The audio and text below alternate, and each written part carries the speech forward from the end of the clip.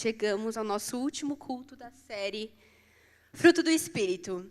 E se até aqui você não foi impactado por cada uma dessas pregações, hoje é a tua última chance de compreender de uma vez por todas que a sua vida, ela deve ser guiada pelo fruto do Espírito. Amém? E mais uma vez, muito obrigada a Su e Evaldo pela oportunidade e pela confiança. Que Deus continue abençoando vocês. E bom, gente, o tema de hoje era o fruto que faltava. Mansidão, né? E eu vou ser bem sincera para vocês que falar sobre isso tem sido um baita desafio para mim, porque se tem uma área que eu apanho e muito, é da mansidão. E talvez seja por isso que a Su e o Evaldo me chamaram para estar aqui hoje, porque eles sabem, eles me conhecem o meu temperamento, as minhas lutas diárias, que, meu Deus, né? E quando a gente fala de algo que a gente ainda está aprendendo a viver, a mensagem parece que vem com mais verdade. Porque a todo momento, enquanto eu estava escrevendo a pregação, e eu tenho certeza que enquanto eu estiver lendo essa pregação aqui para vocês, o Senhor está usando a minha boca para falar exatamente comigo. Porque é realmente uma área que eu tenho... o Senhor tem me confrontado muito, assim. E é exatamente assim que eu estou aqui hoje. Não é como alguém que já domina a mansidão, mas como alguém que tem sido moldada pelo Senhor dia após dia nesse caminho. E o Senhor tem me confrontado assim, e olha, me mostrado com situações bem práticas. Parece que quando a Su e o Evaldo falaram, você vai falar de mansidão, parece que aí o Senhor falou, então você vai aprender agora. Amarra. E Ele tem me mostrado, né, que o caminho de Jesus é um caminho de mansidão e humildade, de abrir mão do eu para viver como Ele viveu. E, antes de mais nada, eu acho importante a gente entender o que é a mansidão. Né? Quando a gente joga a palavra lá no Google, na internet, o que aparece é, segundo o Dicionário Online de Português, excelentíssima fonte, a palavra mansidão é... Eu vou ler exatamente o que estava escrito lá, quando eu coloquei lá no pesquisar. Substantivo feminino, característica ou condição do que é manso, sossegado, tranquilidade, calmaria, que possui o gênio brando, de temperamento fácil, meiguice, amenidade, doçura, falta de agitação, sem pressa, desprovido de inquietação, tranquilidade, brandura. Claramente o que eu não sou, mas amém. Vou ser, em nome de Jesus. Oi? Pode sentar, gente, perdão. Perdão, vocês iam ficar aí por horas, que eu nem ia reparar, gente. Socorro. Vocês estão exercendo a mansidão aí, galera. Então, acho que ficou bem claro, né? Mas o que a Bíblia tem a dizer sobre isso, né? E o melhor exemplo que nós temos de mansidão na Bíblia é Jesus, gente. Jesus é o exemplo mais perfeito de mansidão e humildade. Lá em Mateus 11, 28 a 30. Vai falar assim: venham a mim todos os que estão cansados e sobrecarregados, e eu darei descanso a vocês. Tomem sobre vocês o meu jugo e aprendam de mim, pois sou manso e humilde de coração, e vocês encontrarão descanso para suas almas, pois o meu jugo é suave e o meu fardo é leve. Bem, e para nós entendermos o que a Bíblia nos ensina sobre a mansidão, e aqui eu também vou incluir a humildade, hoje eu quero focar no que a mansidão e a humildade de Jesus fizeram por mim e fizeram por vocês. E eu vou falar aqui 3 principais pontos, e o primeiro deles é: a mansidão de Jesus nos garantiu a salvação. Abram aí a Bíblia em Isaías 53, 7.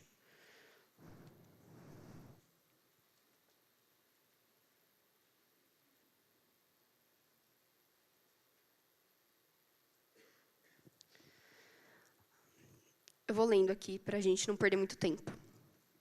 Ele foi oprimido, afligido, e contudo não abriu a sua boca. Como um cordeiro foi levado para o matadouro, e como uma ovelha que diante de seus tosquiadores fica calada, ele não abriu a sua boca.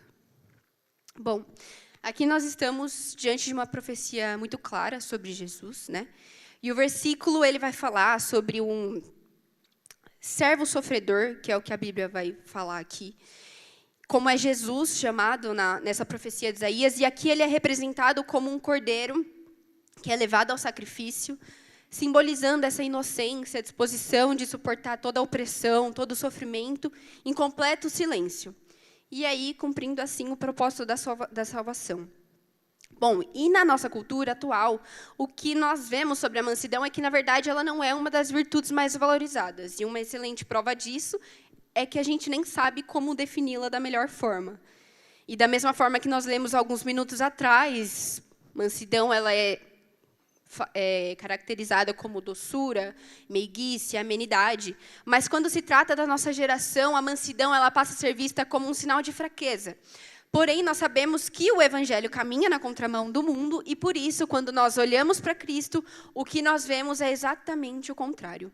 E isso começa lá no Getsemane, e, a partir daquele momento, Jesus começa uma jornada que eu, pelo menos, tenho muita dificuldade de assimilar, que é um dos seus próprios amigos, Judas, aparece lá com um beijo falso e entrega por míseras 30 moedas de prata. E, a partir dali, foi só para trás, né? E, assim, é de comum acordo que, quando nós estamos falando, nos referindo de Jesus, nós estamos falando de alguém que tem toda a autoridade, toda a razão, todo o poder. E, apesar disso, bem como Isaías já tinha profetizado alguns séculos atrás, Jesus não levanta a sua voz.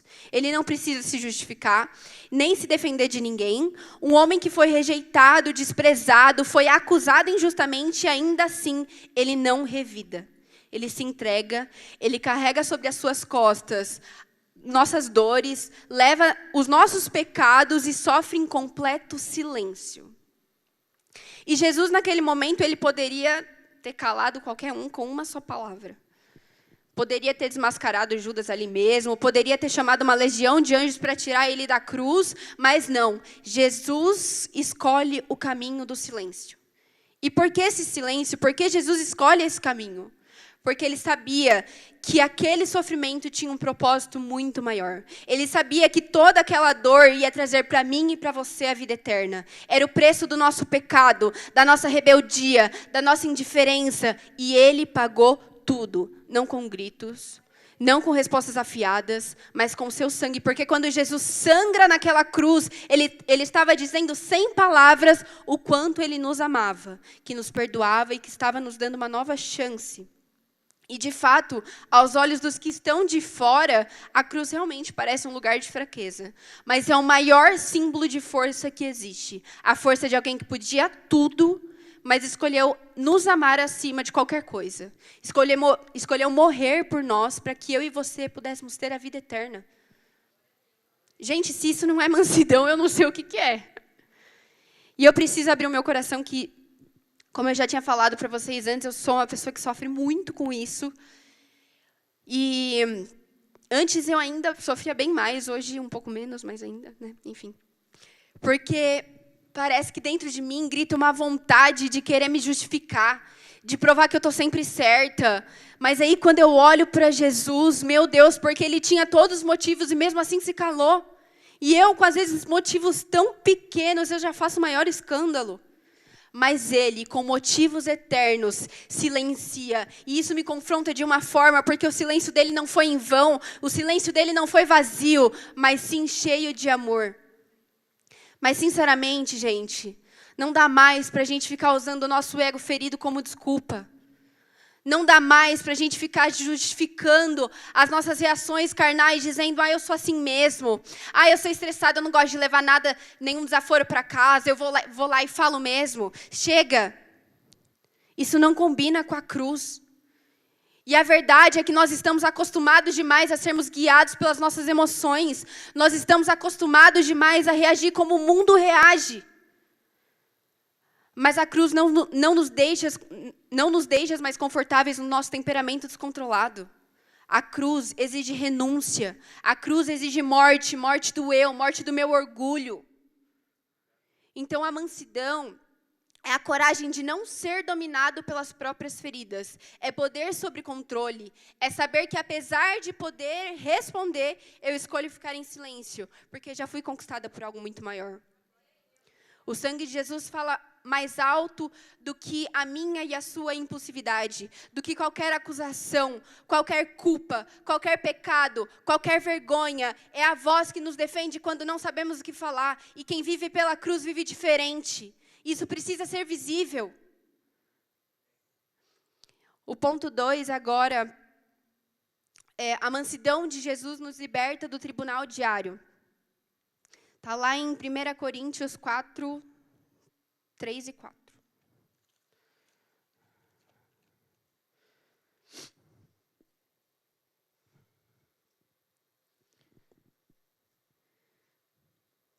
Posso ler? Pouco me importa ser julgado por vocês ou por qualquer tribunal humano. De fato, nem eu julgo a mim mesmo. Embora em nada minha consciência me acuse, nem por isso justifico a mim mesmo. O Senhor é quem me julga. Bom, mais uma vez falando do quanto a sociedade no qual nós estamos inseridos é problemática, o mundo que a gente vive hoje é um verdadeiro tribunal. E nós estamos sempre precisando provar o nosso valor o tempo inteiro. Não sei se vocês já perceberam isso. E o principal palco para isso tudo está bem aqui, ó. Nas redes sociais. No teu celular, na palma da sua mão. Aí você vai lá, abre os seus stories. Aí você tira uma foto. Grava um vídeo do culto aqui. Ou então você grava lá um vídeo de você cantando. Aí, quando você vai postar, você é dominado por um monte de pensamento. Meu Deus do céu, será que isso ficou bom? Gente do céu, mas eu acho que vão me achar muito forçada se eu postar isso aqui, né? Ai, vou colocar um versículozinho aqui para ver se fica melhor, né? Ah, não, mas eu acho que vai ficar muito espiritual, né? Não. Aí o negócio é tão feio, mas tão feio, que nós mesmos viramos juízes dos nossos próprios corações. Você mesmo fica se julgando. E assim vai. Pensamento atrás de pensamento, até que uma hora você desiste de postar o stories. Porque, no fundo, nós temos medos desse tribunal, que, na verdade, ele é completamente invisível. Você abre o seu Instagram, 1001 perfis de fofoca, julgando outros 1001 outros famosos. Obviamente, o que nós entendemos é que nós estamos sendo julgados a todo momento. E nas redes isso claramente se intensifica. Mas aqui em 1 Coríntios, o que Paulo revela é que revela que ele não precisa se importar com os julgamentos dos outros e nem mesmo com o próprio julgamento que faz de si. Gente, vocês têm noção do quanto isso é libertador? E aqui fica a minha pergunta. Por que você ainda continua dando tanto poder para a opinião dos outros? Por que você continua insistindo em colocar sua identidade nas mãos de quem não tem autoridade nenhuma para te definir?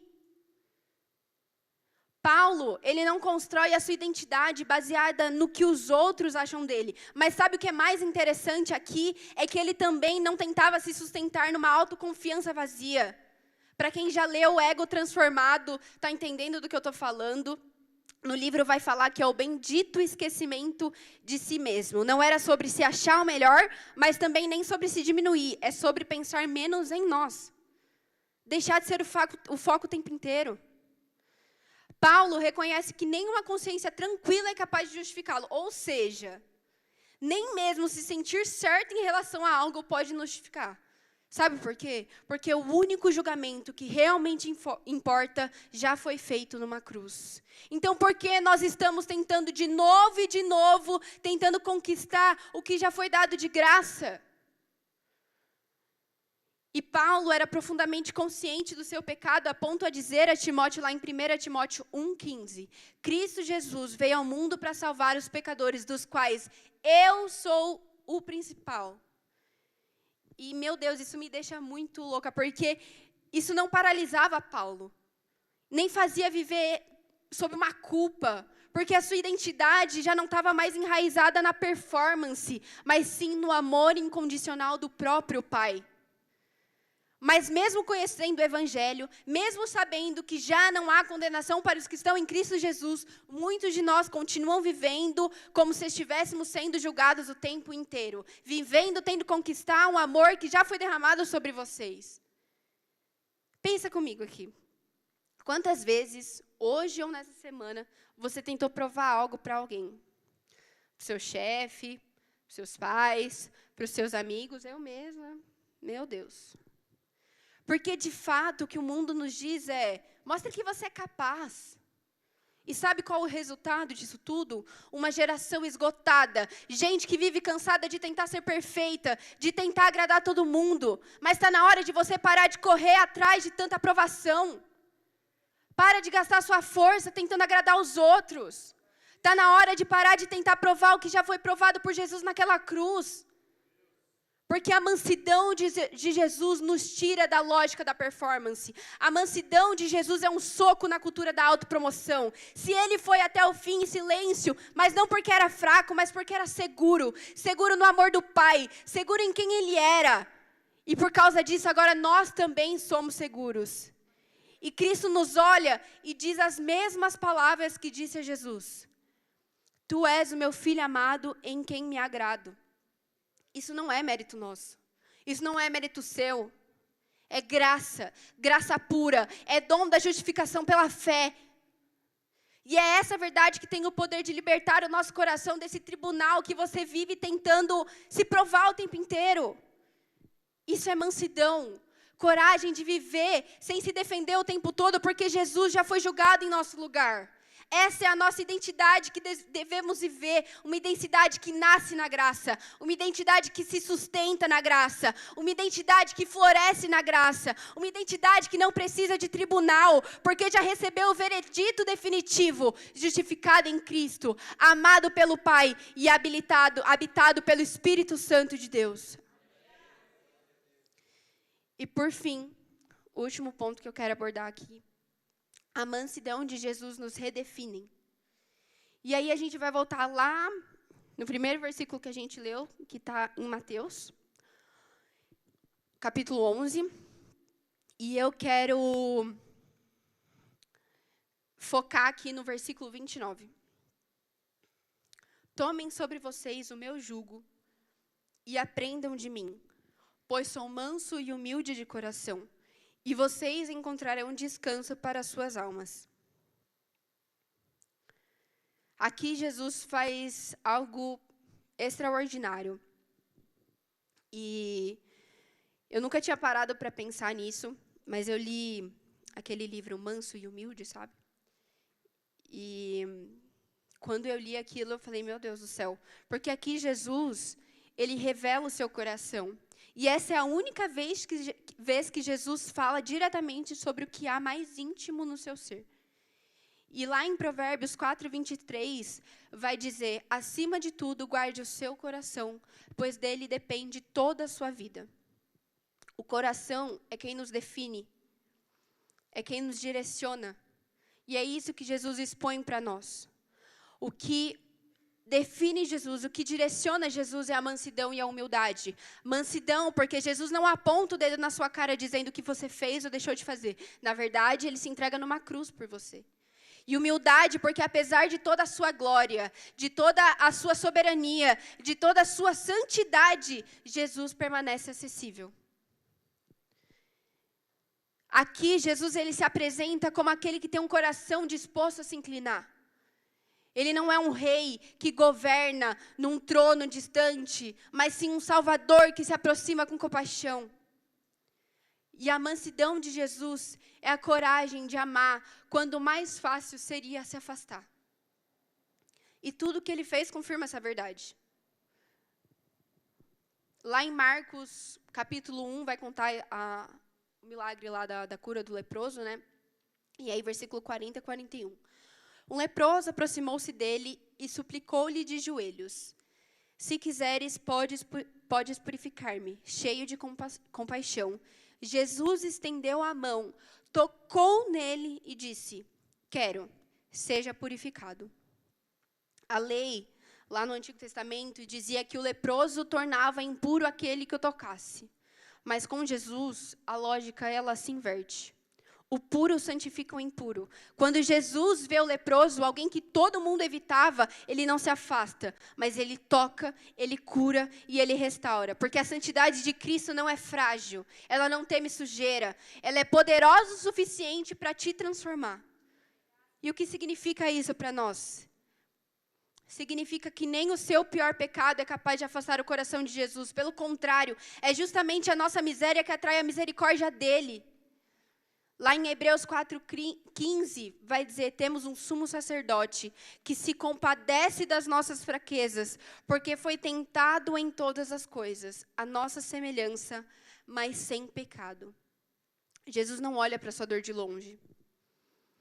Ele sabe o que é viver em rejeição, em traição, em solidão, em desprezo. Ele conhece as lágrimas que você tem tentado esconder. Jesus não é aquele que grita com você no fundo do poço, mas na verdade, ele desce com você no fundo do poço, senta do seu lado, pega na sua mão e fala, ei, vamos sair daqui porque aqui não é o seu lugar. Eu já vivi, eu sei como que é estar aqui, mas não é o seu lugar. Vamos subir comigo.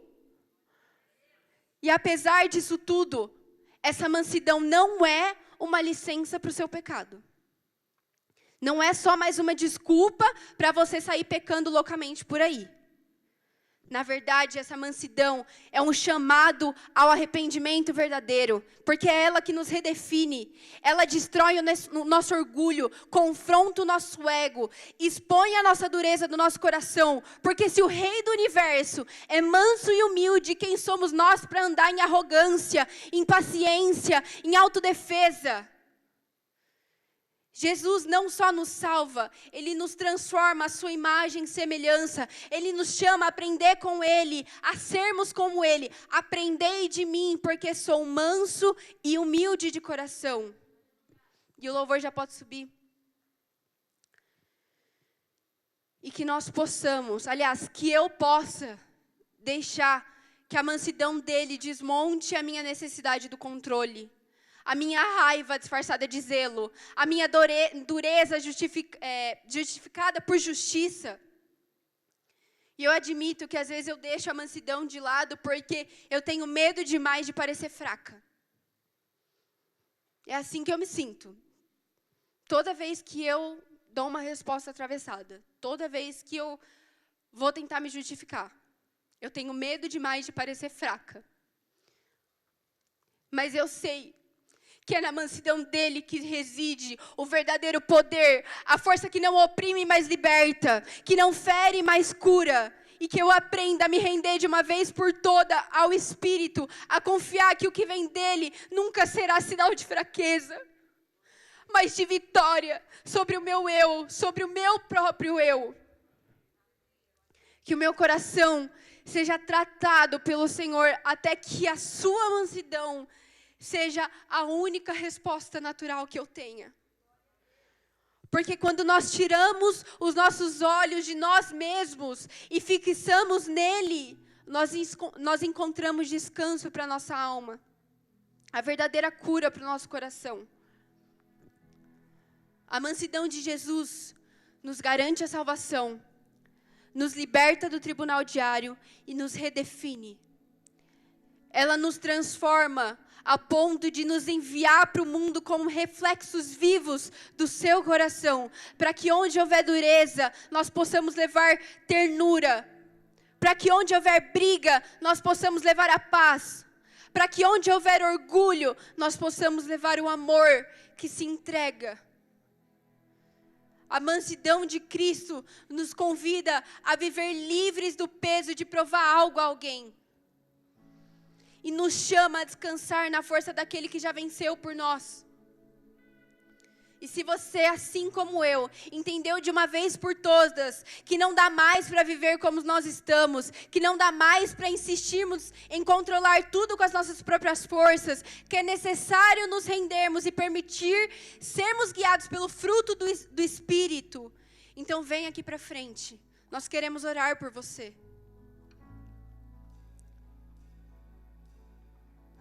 Essa pregação é para todos aqueles impacientes. É para todos aqueles que querem se justificar a todo momento. Todos aqueles que, a qualquer motivo, já fazem o maior escândalo. Essa é a pregação. Essa pregação é para você. Mas talvez nesse momento você esteja se perguntando, Esté, por onde eu começo? Mas calma, não precisa de muito, Porque hoje Ele nos chama a começar pelo lugar mais seguro e mais poderoso que existe, a rendição. A dizer, Senhor, sem Ti eu não consigo. Senhor, sem Ti é muito difícil. Senhor, muda o meu coração, Pai. Porque não dá mais para viver assim, não dá mais para ficar ferindo as pessoas com as minhas palavras. Não dá mais para ficar o tempo inteiro em autodefesa. Eu não vim aqui para te dar nenhuma fórmula mágica de como agir em mansidão, porque eu sei, e você também sabe, que esse não é um caminho fácil. E a verdade é que a mansidão não nasce do nosso esforço. E nem da força da nossa própria vontade. Mas quando a gente reconhece com sinceridade a necessidade da mudança e decide partir para um lugar de relacionamento vivo com Cristo, quando a gente se expõe à luz da palavra e se rende ao trabalhar do Espírito Santo, tudo começa a mudar. Não de fora para dentro, mas de dentro para fora. O nosso coração é transformado, os nossos olhos são abertos e todo o peso que existe nas nossas costas, todo o ego ferido que existe sobre as nossas vidas, o Espírito Santo gera em nós aquilo que sozinhos nós jamais conseguiríamos. Então hoje o convite é esse, para que você se lance nesse lugar. Não fique no seu lugar. Hoje é tempo de mudar, hoje é tempo de se render, porque Cristo deseja começar essa obra no seu coração. Se você está cansado de viver assim como eu, dê esse passo, não por emoção, mas porque você sabe que é necessário. E hoje o Espírito Santo nos convida a abandonar o fardo do nosso ego e a caminhar em mansidão e humildade, como Jesus nos ensinou.